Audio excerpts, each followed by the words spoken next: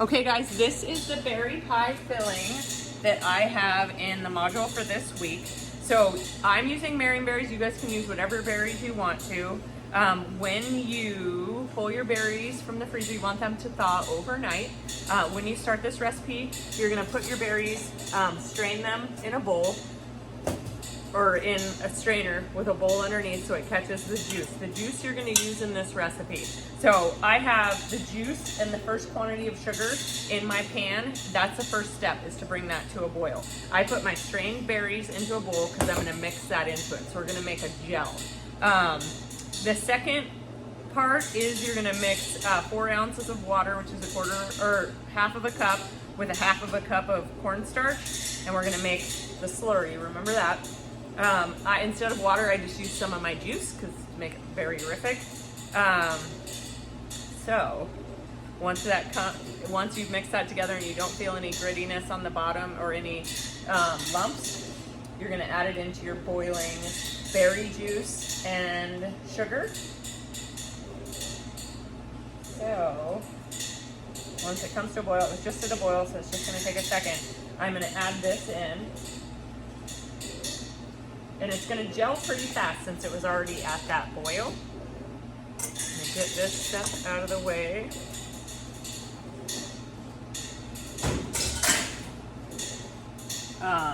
And then I'm gonna mix it. But like I said, it's gonna happen really fast because it was just at that boil. Don't go away from it for too long because it will, because there is a lot of sugar in here, it will start to burn on the bottom of the pan. So you want to keep mixing it until that gel forms. What's cool about this is it looks, from the cornstarch, it looks kind of cloudy right now.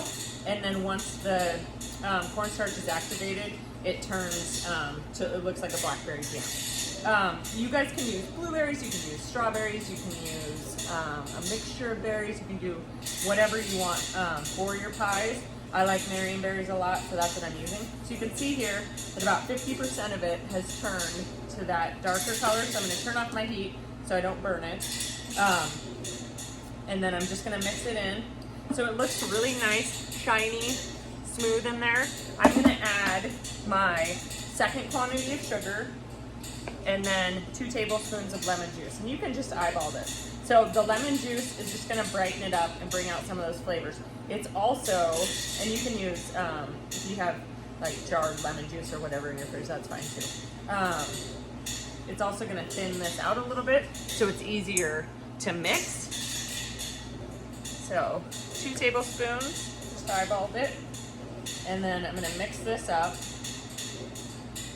When you get that all mixed in and that sugar, you don't see any clumps of sugar anymore and it looks like it's all mixed together, we're just gonna fold it into the berries. So this is just another way of doing it besides the, or a little different from the apple pie. So you're just making a jam basically and then folding it in to your berries. Really easy. So just like I showed you with the apple pie. So I'm gonna fold this in to my berries. So remember, thaw out your berries and your pie crust 24 hours in the fridge, 24 hours before you're gonna start making these pies. They'll both thaw out really beautifully in the fridge, but don't forget that step, 24 hours. And then strain your berries over a bowl because you need that liquid. And you can swap out, like I did, you can swap out that first quantity of water if you have enough berry juice. So then gently mix them together. And then it looks like that. So it looks like jam with some berries in it. And then I'm gonna pour it onto a tray and put it in a refrigerator to cool down so I can make my pie. So that'll be the next step of this video, is getting your pies made up. Okay, see you in a minute. All right guys, I'm back to do the marionberry pie. So my marionberry filling has cooled down. I put it in the freezer actually for 10 minutes. Pulled it right down. I have my pie crust. I just pulled out of the refrigerator, and I pulled it from the freezer. Remember, 24 hours in advance. So you're gonna roll these out. We're gonna do a lattice top on this one.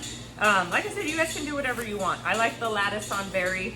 It's very traditional, but whatever you want to do. And it's not hard. to make it look pretty and for people to be impressed, and I like that too. So remember, some dusting flour on the table and then dusting flour on top of your pie dough, and then you're gonna roll it 3/4 of a turn, and have your pie tins ready to go, your pie tin or your glass pie pan. If you guys need pie pans, there's a lot at Lincoln that you can have.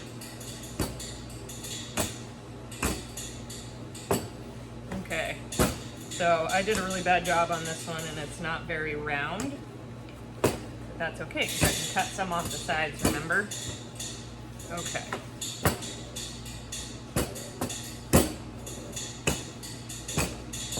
So, make sure I have a border all the way around. There's a little bit extra right here. I'm just gonna trim that right off. I'm gonna brush off any excess flour. If it's cold enough, you can pick it up and just put it in there like that. I wanna push down the sides so there's no air pockets in there. And then, just like the apple, I'm gonna take it, lift up my parchment paper, and just squeeze my filling right into there. And it's cold. Okay, so now I'm gonna wash my hands real fast.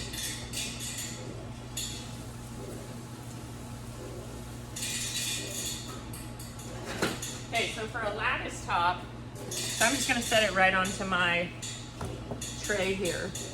I'll pull it back when I'm done rolling this out so you can see it. So,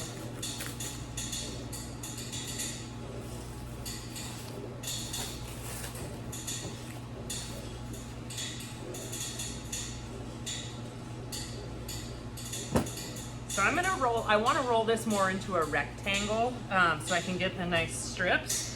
So I'm gonna roll up and down and then I'm gonna pick it up and flip it over just so I know I have enough flour.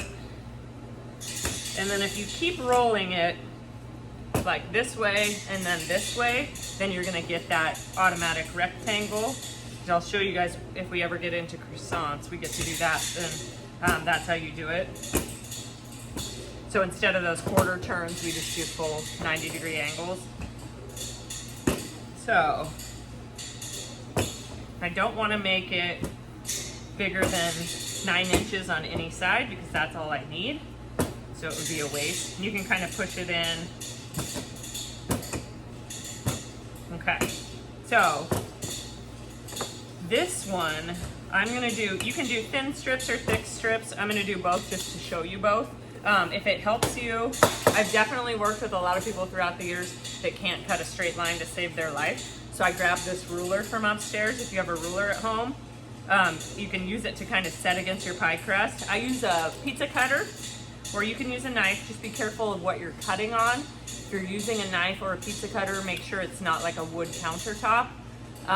If you're gonna do that, then do it on top of like a cutting board or something, so you don't make marks in your counters. So I'm gonna cut that right there, and I'm gonna make like 4 1-inch strips.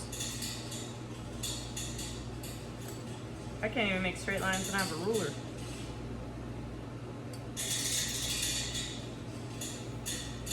And then I'm gonna make some 1/2-inch ones, just to switch it up a little. The thinner you get though, guys, the harder it is to weave this, so just be mindful of that. It seems really fun. You can also, if it gets cold, if you could roll this out onto parchment paper, and then if it gets too warm, then you can pop it into the freezer, and it makes it a little bit easier. So I'm gonna ditch these little guys on the side. You could also make like little cutouts or something with that. So for this, I am going to tuck under this pie crust. So remember, it's sitting on top of that pie tin. And it doesn't need to be fancy because you'll see in just a minute that the lattice takes over, and we're gonna need that extra. So fold it all the way around. You can do this before you put your filling in too. Might be easier. Okay. So all the way around, and then I'm gonna set down my big, I'm gonna go big, skinnier, you can't really tell now, big, skinny. So I'm gonna do 4. So every other one, I'm gonna pull up and kind of push over, and then I'm gonna put down a strip across, okay? I'm gonna pull that down, or put that down, and then the other 2, I'm gonna pull them up, and then I'm gonna lay a strip across here, and I'm gonna put that down. I'm gonna go back to the original 2, pull those up, that down, go to the other 2 here, and down, and the first 2. So easy as that. So that's the lattice. So now I'm gonna take my finger and I'm gonna take my thumb. So I'm holding underneath. I'm gonna take my thumb and I'm gonna press off at an angle against and have the pie tin cut off that extra pie crust. And it's also pressing that lattice right into the side of the pan. See, I need to pull this back a little. Press it into the side of the pan. You can use, if it's not cutting off very easily, you can use some scissors too. I just like this method where you kind of push it off with your finger, or sorry, with your thumb. Kind of cut it off there. So then, you guys can freeze these too. So I'm gonna freeze mine until Wednesday. Well, I don't know, Wednesday or Thursday morning. Depends on what you have going on in the oven. So talk to your parents about when is a good time for you to bake off the pies. I will, because we're not doing a big Thanksgiving this year, I will probably bake them off Thanksgiving Day. So I'll just pull it straight from the freezer and wash it with the half and half.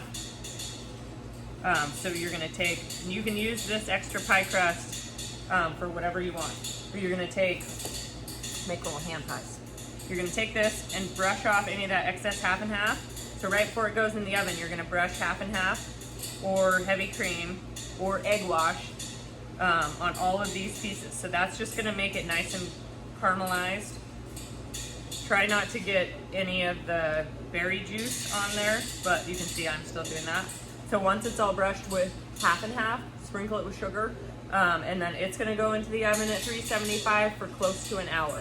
So test for doneness on this is the pie crust will brown and the insides will bubble. So when the filling is bubbled, pull it out. If it's getting too dark and the insides aren't bubbling, turn down the heat to 325, but you want that filling bubbled so it's set up.